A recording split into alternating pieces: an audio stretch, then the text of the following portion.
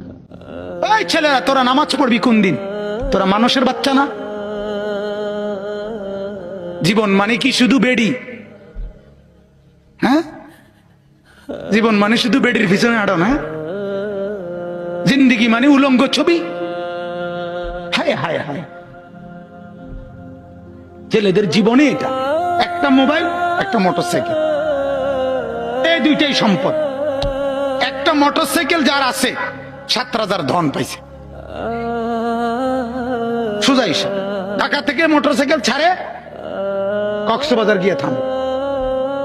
হ্যাঁ, প্রতিদিন রাতে, প্রতিদিন শত শত ছেলে মোটরসাইকেল চালায়। এজন্য ভাবা দরকার। আমার কথা হলো, আমার চিৎকার আমি দিতে থাকি।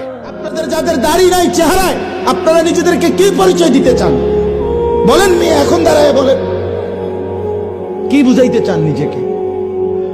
ইমানদার এমন হয়? 1450 বছরের ইমানদার এমন ছিল? আপনি আপনার কি বুঝাই? চুলের এই ডিজাইন করছো তোমরা, বলো বাবা এগুলা মুসলমানের চুল? একটা ছেলে বলো, একটা ছেলে দাঁড়ায় বলো, এই জানোয়ারের চুল কেন রাখলা? এই বেঈমানের চুল কেন রাখলা? এত বেঈমানের চুল। তুমি মুসলমান, সুদের টাকা দিয়া, কিস্তির টাকা দিয়া, ঘুষের টাকা দিয়া, ওজনে কম দিয়ে, মিথ্যা বলে, বাটপারি সিটারি করে কামাই করে, আরে মুসলমান সন্তান মানুষ হবে কেমনে, ফ্যামিলি মানুষ হবে কেমনে? এত বড় ধোঁকা যে তোমারে দিয়েছে, তার নাম শয়তান ছাড়া আর কিচ্ছু হইতে পারে। ঘরে স্ত্রী ভালো, তার ঘরই জান্নাত।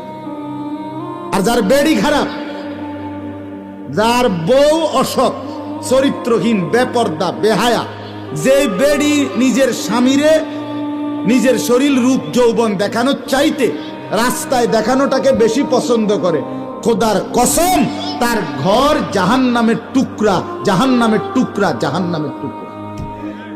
আপনি জানেন না? হ্যাঁ দোস্ত, মানুষের বেডি মোবাইলে সাউন আর ঘরে বেডি আনন এক কথা না। মনে রাখবা, আমার কথা মনে রাখবা। আমার নাম আনিসুর রহমান। বন্ধুর কথা মনে রাখো, ও চিরেই টের পাইবা। চরিত্র যারা নষ্ট করছো, নারী যারা অহরহ দেখছো, উলঙ্গ ছবি, জিনা, ব্যভিচারের দৃশ্য, অবৈধ প্রেম, মেয়ের পিছনে পিছনে হাঁটছো, বিবাহের নামে স্থায়ীভাবে যাকে গ্রহণ করবা দেখবা সে খবিস। কোরআনে স্পষ্ট আছে, আছে কিনা? খবিস।